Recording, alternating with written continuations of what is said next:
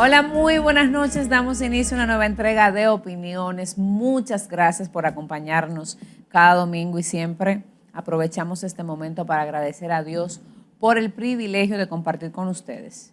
En esta entrega de opiniones queremos hablar sobre la actualidad política, el auge de la mujer en la política dominicana y para ello nos visita Yanet Camilo, quien fue ministra de la Mujer, es una representante política de un partido de mucha tradición en nuestro país y actualmente representa a la Internacional Socialista como primera presidenta latinoamericana femenina de esta organización tan importante en el ámbito del quehacer de los partidos políticos en nuestro país. Por supuesto, en nuestros segmentos estelares complementamos con informaciones de mucho interés y temas relacionados con la actualidad sociopolítica de nuestro país. Pero quiero antes de iniciar esta entrega invitarles a seguir nuestras redes sociales, a que visiten nuestro canal de YouTube, que le den like a nuestro contenido de cada semana, que toquen la campanita y por supuesto que estén activos y pendientes a las notificaciones de los contenidos que compartimos cada semana. Un vistazo a nuestras redes sociales, nuestra cuenta de Instagram, @LenisGarcíaG, Lenis Opiniones, y por supuesto a nuestro contacto a través de Facebook. Quiero iniciar esta entrega como cada domingo, dando un vistazo a las noticias. Acompáñanos.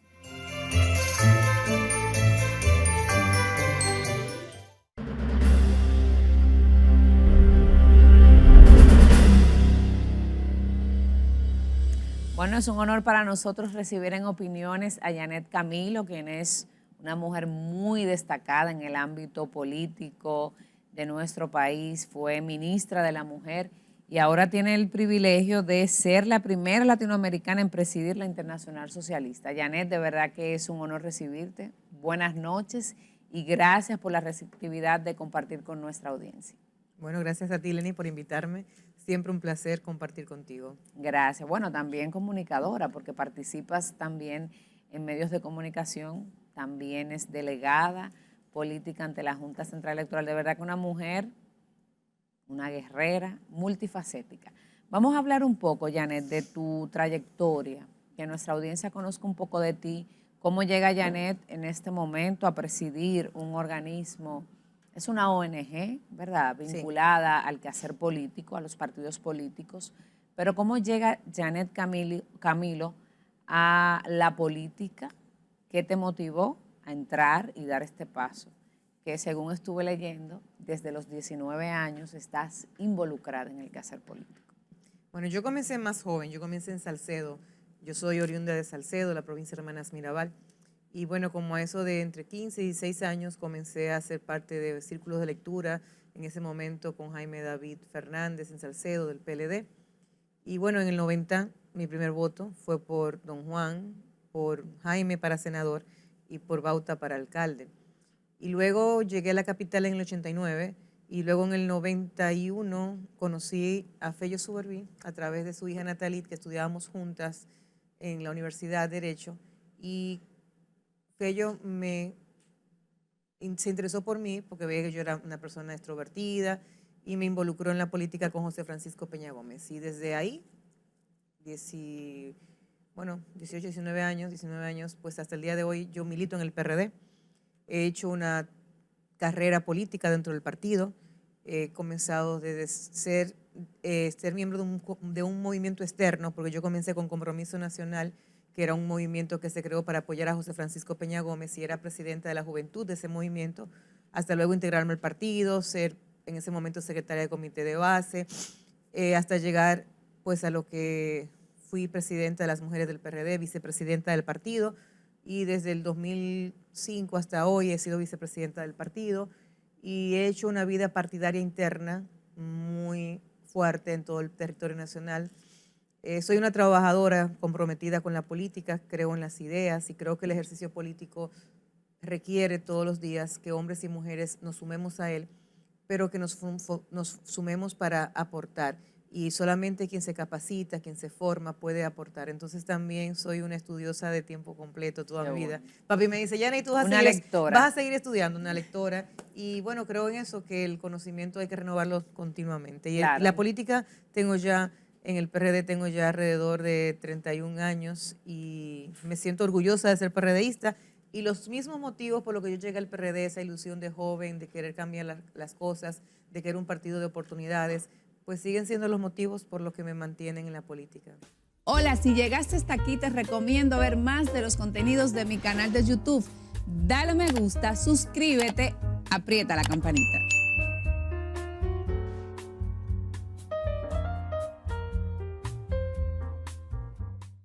¿Qué tan difícil ha sido para ti como mujer? Porque sabes que hay todavía una diferencia muy marcada, y sobre todo en la política, entre el cartel político de una mujer y de un hombre. ¿Qué tan difícil ha sido para ti como mujer poder lograr destacarte en el ámbito político, en un partido que de hecho mayoritariamente ha sido siempre destacado por el quehacer, la parte democrática, sus valores, pero siempre ha estado mayormente representado por hombres? Mira, el PRD en su historia ha sido el partido que más ha apoyado la participación política de las mujeres. Y él es el PRD el que ha podido en sus inicios hacer acciones para que eso también se lleve al marco legal dominicano. Fue José Francisco Peña Gómez y la bancada del PRD quienes sometieron el 25% como ley de cuota, cuando ya Peña Gómez fue el primer... Cuando no existía. No, Peña Gómez fue el primer político en América Latina en imponer en unos estatutos partidarios una cuota para las mujeres y impuso un 25 a lo interno del PRD para posiciones internas del partido y para cargos electivos. Y de ahí comenzó la cultura, se llevó al Congreso y bueno, el mundo ha cambiado en el tema de la participación de las mujeres en la toma de decisión y los políticos hoy tienen obligatoriamente que utilizar el discurso político correcto, que es el discurso de integrar a las mujeres. Entonces, pero no es fácil, aún sea un partido que tenga esa visión de participación femenina, no menos cierto que sigue siendo un partido machista como lo son todos los partidos del sistema porque están dirigidos por hombres. Entonces a los hombres les gustan las mujeres más calladas, las mujeres pasivas, las que no lo contradicen, Más las que son más conservadoras. O sea, mujeres como yo pasamos mucho más trabajo, pero yo lo sabía porque mi abuela desde chiquita me decía, Janet, tú vas a pasar mucho trabajo porque las mujeres que saben mucho sufren mucho. Entonces tú deberías dejar de querer saber tanto. Entonces eso me ha llevado siempre, por supuesto, a tener guerras internas en los partidos en cuanto a buscar posiciones más fuertes. Y como yo nunca he tenido apoyos, que tener un marido político, un papá político o un tío político, alguien que me levantara de la mano en materia afectiva, he tenido que construir esos afectos también. Pero eso es gratificante, porque con todos los dirigentes políticos que he trabajado, hombres y mujeres, pues he construido afectos, pero también el respeto basado en relaciones de trabajo. Yo soy una persona que mido los resultados y por ende siempre que me pone en tarea trato de dar buenos resultados. Entonces, en la política ha sido difícil. He llorado mucho. ¿Por qué has llorado? Me he caído mucho. Bueno, he llorado de impotencia. He llorado a veces, Lenin, hasta porque cuando en una reunión uno como mujer dice algo, como dirigente político dice algo, el líder político no te oye y luego José dice lo mismo que tú dijiste y el líder político dice, como José dijo, y entonces tú dices, pero fui yo que lo dije, José lo que hizo fue que repitió, pero yo aprendí luego a no llorar y entonces levantar la mano y yo quiero decirle que qué bueno que usted reconoce lo que yo dije, que José lo repitió y además decirlo de manera positiva, no peleando, miren, no me reconocen, porque entonces también cómo uno lo negocia, cómo uno lo expresa, lo cuestionan mucho. Esa es una peleona, una histérica. El hombre feminista. Una feminista. No, a Yané no se le puede hablar sin la y, sí, las y los, o sin las y los. Y al principio me relajaban mucho, pero luego que se ha ido haciendo parte de la cultura, ya no me relajan, de que a Yané hay que hablarle. Las cartas que Yané hace son muy largas, porque entonces las, los, ellas, ellos, o sea, pero tú no te sientes identificada cuando decimos todos. Y yo digo, no, igual que ustedes cuando decimos todas. Como es lo mismo, bueno, todas, muy buenos días todas, ¿cómo se sienten? Y nosotros, entonces igual y nosotras. Todas y todos. Entonces, hasta para el tema del lenguaje ha sido difícil. Y sí, uno bota lágrimas. De hecho, la política es una actividad muy dura, es una actividad de resistencia. Y entonces, además de por sí el ejercicio, no ser femenino, sino ser un ejercicio masculino también. Hace que, bueno, las mujeres, por ende, que somos más afectivas, que nos educan para ser más sensibles, pues tengamos que aprender a tener esa capa de cocodrilo arriba, que no se nace con ella, sino que se va formando. Entonces, pero igualmente que he llorado, que me he caído, que me he levantado, también he tenido grandes alegrías. Una de ellas es la que acabo de tener, o sea, luego de un ejercicio sostenido, yo entré a la política internacional desde el PRD en el año 2009, ya como parte de la Internacional Socialista, y hace 6 años logré una vicepresidencia mundial, que tampoco la mencioné mucho acá en República Dominicana, porque a veces Pero uno está se ahí, desconecta, está ahí. pero Cuando está ahí. buscamos Janet Camilo, sale eso ahí. Y luego poder lograr ahora ser la primera latinoamericana en presidir la organización más vieja de mujeres políticas que existen en el mundo, que data, bueno, de 1907, cuando Clara Hetkinson y esas alemanas socialistas se reunieron en Alemania para hablar sobre el tema de los derechos al sufragio, de los derechos laborales, al año 1945-51, cuando la Internacional Socialista se reinventa otra vez y nace la Internacional Socialista de Mujeres ya formalmente. En 77 años es la primera vez que una latina asume la presidencia. Entonces, para mí fue muy emocionante, fue muy gratificante. Claro. Primero porque fue cerca del 25 de Pero noviembre. además, Cerca del Janet, 25 de noviembre. tú estás dirigiendo esta organización, y digo dirigiendo porque el presidente de cualquier organización es su figura principal, junto al presidente de España. ¿Y a Entonces, qué presidente? Un feminista comprometido con la claro, igualdad. pero ¿qué diferencia hay o por qué femenino, masculino? O sea, ¿qué ha pasado en la Internacional Socialista? Porque por lo regular conocemos la Internacional Socialista, no teníamos quizás conocimiento de que estaba fragmentado por géneros. Y por juventud está la UCI. Mira, la Internacional Socialista está la Internacional Socialista, que tiene su presidium, del cual yo también soy vicepresidenta por ser la presidenta de las mujeres, pero tiene la UCI, que trabaja con las jóvenes, y tiene la ISN, la Internacional Socialista de Mujeres, que trabaja con las mujeres. Desde que nació la Internacional Socialista, nació con estos organismos, y esto es para promover la participación política de jóvenes y de mujeres. Y no es un tema de división, es una misma línea, pero es una línea donde nosotros las mujeres nos reunimos a discutir las barreras que dentro de los partidos políticos como mujeres en el ejercicio de la política tenemos, y sobre todo, como decía Pedro, con un nuevo socialismo, porque el socialismo sin feminismo no es socialismo, pero ese nuevo socialismo que reclama el mundo es un socialismo feminista. Entonces, para mí fue emocionante y gratificante. Claro. Primero, 25 de noviembre cerca, o sea, a mí yo asumo el 23 y el 25 de noviembre se abre la Internacional Socialista del Congreso. Entonces, cerca de la fecha de las hermanas Mirabal, que ponen el mapa República Dominicana a favor de la lucha por la eliminación de la violencia hacia las mujeres. Y luego, que quien va a presidir la Internacional, quien va a ser mi jefe, es un presidente socialista, pero que además es feminista, no de discurso, sino de práctica. Pedro Sánchez tiene ahora un gabinete con un 60 y pico % de mujeres. Es el gabinete en el mundo que más mujeres tiene actualmente y lo practica. Y además un hombre comprometido que me conoce, porque nosotros tenemos ya muchos años trabajando también con el PSOE, y que lo conocemos y que me conoce y que además apuesta a apoyarnos. Y en esa cantidad de partidos, que somos 140 y pico de 143 partidos, en 3 idiomas fundamentales, inglés, francés y español, pues preside un europeo, pero de habla española. De habla latina. La secretaria general es una africana de Ganda, Benedicta, que viene de ser vicepresidenta de la IUCE, de la juventud, una mucha joven con mucho talento, mucha capacidad. Y la otra pata, que soy yo como mujer, pues es latinoamericana. O sea, para mí ha sido muy emocionante. Y eso se lo debo a la trayectoria política del PRD y a José Francisco Peña Gómez y a Juan Bosch también, que inició en los albores de los años 60 esa cercanía con los partidos socialistas de Europa, que luego José Francisco Peña Gómez se hizo aliado incondicional, y hombres como Willy Brandt, hombres como Olof Palme, pues reconocieron, hombres como los que están vivos hoy, el secretario general de las Naciones Unidas, que además fue primer ministro en Portugal y presidente de la Internacional Socialista, Guterres, recuerdan todavía a José Francisco Peña Gómez como fue el primer presidente de la Internacional Socialista aquí en América Latina. Si Entonces, para mí fue gratificante. Si tuvieras que definirte un líder con el que te identifiques, ¿y por qué? Primero, lo vamos a hacer en dos vertientes. Un líder que tú quieras mencionar, quizás que no esté ya físicamente, y también un líder del momento, un líder político con el que te identifiques. ¿Y por qué?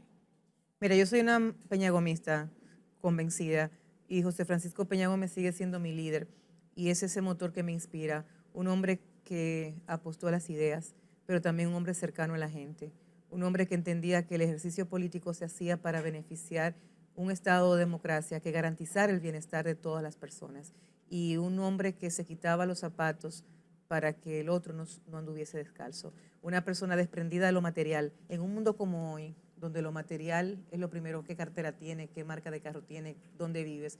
Recordar a José Francisco Peña Gómez es recordarme que lo esencial es lo humano, que nos estamos deshumanizando, Lenin. Entonces, para mí siempre Peña Gómez sigue siendo ese motor de inspiración política, en ese liderazgo cercano a la gente, humilde, sincero, pero sobre todo de ideas. Y bueno, actualmente... Y de los líderes actuales. De los Janet, líderes vivos ¿cuál actualmente. tú pudieras atreverte a citar con el que te identifiques y por qué? Bueno, mira, yo me identifico mucho con el presidente Zapatero.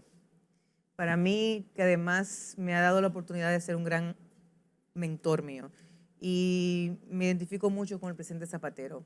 Le tengo mucho respeto, admiración por su gestión. Fue el que dio el primer paso real y efectivamente para que el PSOE asumiera el feminismo en la gobernanza. Fue el primer gobierno paritario que tuvo España. Y luego tenemos ahora mismo a un presidente de la República también como Pedro Sánchez. Pero para mí tiene mucho significado el presidente Zapatero. En mi carrera política, todavía en su visión de ver la vida, escucharlo, hablar. De hecho, Pedro lo invitó para que diera un discurso en el cierre de la Internacional Socialista este pasado 27 de noviembre. Y escuchar al presidente Zapatero narrar y hablar. Además, es también un hombre desprendido a lo material y que cree en las ideas. Y es un referente para mí en mi vida política. Y tengo mujeres también referentes, porque también yo he aprendido a que nosotras las mujeres tenemos que buscar esos referentes que están ahí, que son mujeres que llegan a las posiciones y que también son modelos para seguir, Claro. modelos para poder continuar. Y Michelle Bachelet para mí es una de esas modelos. Tengo muchas frases en el lenguaje cotidiano de la presidenta Bachelet en sus dos gobiernos y en su paso por Naciones Unidas, tanto en el ámbito de Naciones Unidas por la Organización de las Mujeres como también por la Comisión de Derechos Humanos. Es un referente para mí como liderazgo político, como figura de lo que yo quiero ser, hacia dónde quiero dirigirme. ¿Con qué sueña Janet Camilo? Yo sueño con la igualdad. Yo sueño que un día yo me despierte y yo no tenga que estar luchando para que mi hija tenga las oportunidades que yo no tuve de una Por manera. una cuota, por ejemplo. Bueno, yo espero que un día no haya que hablar de cuota. La cuota es un mecanismo para imponer el cambio en una cultura. Yo sueño con una sociedad libre de violencia, donde cada niño se pueda levantar y pueda ir a la escuela y tenga un sistema educativo que lo forme para insertarse en el aparato productivo nacional, con que cada familia y cada persona tenga un hogar, un techo, con que los derechos no se mendigan, sino que sean garantizados por los estados. Yo sueño con República Dominicana, con una clase política que deje de ser lo que es hoy, banal, que solamente se lleva en un aparato político que llega para gobernar y que cada 4 años un grupo de dominicanos llegan al gobierno a hacerse rico de un país tan rico, pobremente administrado. Entonces, yo sueño con una clase política que piense más en un proyecto de nación, en una República Dominicana donde se la dejemos a nuestros nietos, a nuestros hijos en mejores condiciones.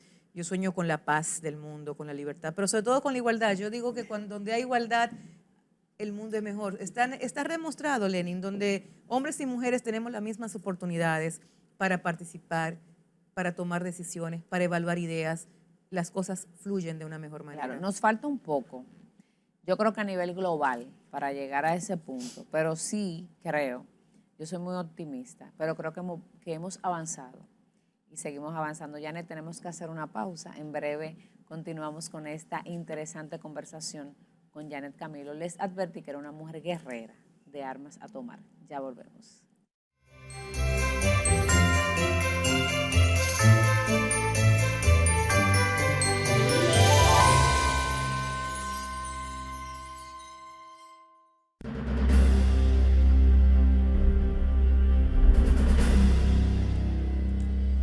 Gracias por continuar en Opiniones. Quiero reiterarles la invitación a seguir nuestras redes sociales, @LenisOpiniones, @LenisGarcía, y por supuesto a que visiten nuestro canal de YouTube, Lenis Opiniones, que le den clic, que se suscriban y por supuesto que activen sus notificaciones para que reciban cada semana las alertas del contenido que estamos compartiendo con ustedes. Hablamos aquí con Janet Camilo y evidentemente hablamos de tu trayectoria, de ese componente global que manejas a través de los organismos internacionales en el que te ha tocado participar y que ahora presides uno de ellos. Pero vamos a hablar un poco de lo local aquí en República Dominicana. ¿Cuál es tu parecer sobre la actualidad sociopolítica que vive nuestro país en este momento? Estamos en un mes, ¿verdad?, donde todo es alegría, ya la próxima semana celebramos la Navidad, pero no podemos dejar de lado nuestra realidad. Y me gustaría saber qué piensa Janet Camilo, una mujer con tanta experiencia, que fue ministra de la Mujer, que ha estado desde muchos años ligada al quehacer político dominicano. Bueno, la Navidad es un tiempo de esperanza, de renacer, de amor, sobre todo aprender a recibir amor y, bueno, y a dar amor, por supuesto. Y entonces en esta época de alegría, uno quisiera olvidar las cosas difíciles y solamente ver la sonrisa. Pero la verdad es que la situación en la República Dominicana alrededor de la política está un poco nublada, diríamos. No hay una bola de cristal que te diga cuál será el camino que ha de recorrer el país a partir del 2023. Lo cierto es que el 2023, a partir del primer domingo de julio, debería ser así, y yo sé que no va a ser así, inician las campañas, pero en un país donde apenas hace 3 años, 4, que se modificaron las leyes y que estaba acostumbrado a estar los 4 años en campaña, pues a la Junta Central Electoral le va a tocar una misión muy fuerte. Es un gran reto. Un gran reto porque es una cultura que hay. O sea, a veces lo político no es porque uno quiera hacerlo, es que ya está acostumbrado a hacerlo. Yo decía, yo soy candidata, yo voy a aspirar. No, Janet no puede decirlo todavía porque no hay fecha, porque la ley establece, una ley reciente, nueva, hay que cambiar la cultura. Entonces, en ese sentido, tenemos un sistema de partido con muchos partidos políticos, pequeños y grandes, y con una ausencia de liderazgos. O sea, aquí el liderazgo que existe de nómina. O sea, aquí los líderes tienen que pagarles recursos económicos a la gente para que los siga. Aquí son pocos, por no decirte que no hay, porque puede que haya, pero son muy pocos los líderes políticos que la gente lo escucha y lo sigue porque lo que dice le convence, por ideas. Y eso es una gran debilidad que tiene el sistema de partidos políticos, el liderazgo político en la República Dominicana, que tiene la política en la República Dominicana. ¿Y no será esto parte también de esa cultura de la que hablas, que en la parte política se ha acostumbrado a eso? Quizá los mismos políticos y los actores han llevado al electorado a tener que recibir para sumarse o para dar. Es un tema de cómo hemos construido la ciudadanía, y la ciudadanía se construye con educación, y el sistema educativo aquí es muy débil. Y de hecho en las escuelas educamos para que la gente sea empleada, para que un muchacho vaya a ser abogado. O sea, no enseñamos a nuestros niños ni para que sean creativos, innovar. No, los muchachos no pueden inventar, no pueden crear. O sea, el sistema educativo es fundamental en el tema de construcción de ciudadanía. Entonces tenemos una ciudadanía construida de una manera tal que lo que tiene en la ley de oferta y demanda es que yo voto por ti si tú me das algo, porque además tiene que dármelo antes, porque yo no sé si cuando tú llegues me lo vas a cumplir, porque además los políticos y las políticas nos hemos desfasado mucho en el tema de que prometemos cosas en las campañas que luego en la gobernanza no podemos cumplir o no cumplimos. Entonces, esa relación entre lo que ofrecen los políticos y lo que hacen también nos ha desmeritado ante la luz de la ciudadanía para el tema de confianza. O sea, la clase política necesita reforzar esa confianza que el electorado debe tener en ella. No sin decirte que el electorado sigue confiando en los partidos políticos, sí, porque sí, va y vota por los partidos políticos. Y siguen siendo muy fuertes. Y siguen siendo muy fuertes los partidos políticos, pero necesitamos entender que necesitamos cambiar para hacer mayor empatía, y que esa empatía debe ser desde ideas, desde las cosas que necesita la ciudadanía, y además decirte cómo la voy a lograr. O sea, porque a veces uno presenta, bueno, yo me encontré con un amigo y me decía, es que fulano, Janet, tiene tantas ideas y todos los días está ofreciendo una nueva idea, pero de las ideas llevarla a la práctica en la gobernanza, cuando tú manejas presupuesto, tú te das cuenta que no en tu casa, que hay limitantes para todo y que no todo lo que tú piensas que se puede hacer en el mismo tiempo, porque o no hay recursos, o no se puede, o los procedimientos. Pero entonces, también ahora, Janet, muchos doctrinarios, digámoslo así, tienen como tema principal, sobre todo en Latinoamérica, el tema del populismo. Y el populismo, hasta qué punto afecta la estabilidad o la credibilidad del sistema de partidos políticos. Mira, el populismo siempre ha existido en el ejercicio político. Porque, ¿qué es el populismo? ¿Qué diferencia hay hoy entonces? ¿Qué se nota más? Lo que pasa es que ahora se utiliza más como herramienta de acceso al poder única. O sea, en vez de nos presentar ideas, proyectos, lo que se hace es se utiliza el populismo para mantener entonces cautivo un grupo de personas prometiéndoles resolver sus necesidades básicas y diciendo que sí se le van a resolver y cuando lleguen a la gobernanza no se va a resolver. Porque creo que el populismo es ofrecerle a la gente todas las cosas que ellos necesitan para que la gente vote por uno. Y no es verdad que somos Reyes Magos ni Santa Claus. Es más, ni los Reyes Magos ni Santa Claus tienen varita mágica, nunca la han tenido, claro, ni en las películas. Entonces, sí hace daño al ejercicio democrático. ¿Por qué? Porque entonces en los países como los de América Latina, los nuestros, donde la institucionalidad es tan débil, la gente que está en el gobierno, sin poner bandera política, todos los partidos cuando llegan al gobierno y van a campaña, usan los recursos del Estado para la campaña. Entonces, ¿qué hace eso? Que debilita entonces la inversión pública y debilita entonces el bienestar de la gente, porque en vez de hacer la inversión para lograr cosas que den bienestar a toda la ciudadanía, utilizamos los recursos para lograr que voten por nosotros, que voten por el partido, que sean sumisos al partido. Y por eso no invierten en educación real efectivamente. ¿Por qué? Porque los países como los nuestros, yo he dicho, y no lo digo yo lo repito, la clase política prefiere pueblos brutos que sepan menos, que tengan menos conocimiento, para que puedan votar por cualquiera y cualquiera nos pueda gobernar. Entonces, cuando los países, los estados apuestan a la educación, están también dándole herramientas para que la ciudadanía tenga un ejercicio ciudadano tan fuerte que cuestione y que sepa por quién va a votar, por qué va a votar y qué representa ese voto para ellos. Aquí en República Dominicana el voto representa a veces un picapollo. Da pena, pero todavía estamos en ese todavía nivel. estamos en eso. Antes eran 500 pesos, hoy son 1.500. ¿Cuánto es que es una tarjeta de Supérate? O sea, ¿cuánto es? O sea, y todavía jugamos con la pobreza, la clase política. Yo sufro mucho cuando yo veo regalando una canastilla que toma una foto, regalando una silla de ruedas que hasta el presidente lo pone en eso, pero no a Luis, a todos los presidentes. O sea, esto es un tema de una cultura, no es que lo haga uno, es que todo el que ha dicho que no lo va a hacer así, cuando mira llega que lo hace ya igual. hoy hay una clase social que critica esas acciones. Antes se veía como algo normal. Vamos despertando. Ya no, yo creo que la sociedad realmente va tomando conciencia también. Sí, va despertando y la capacidad de asombro se está volviendo a tener en República Dominicana, que se había perdido. Aquí nada nos asombraba. Pero la realidad es que políticamente tenemos un desafío. ¿Quiénes están en la política en la República Dominicana? ¿Quiénes se presentan como candidatos y candidatas en la República Dominicana? Aquí todavía, yo reunida con Zapatero hace como 2 meses, me decía el presidente, y fulano, y yo, todo está aspirando. Y es que nunca se van a retirar. O sea, en este país nadie se retira. ¿Y quién era fulano, Janet? En este país nadie se retira. Y eso no significa que no. Yo creo en que todos tenemos que aportar.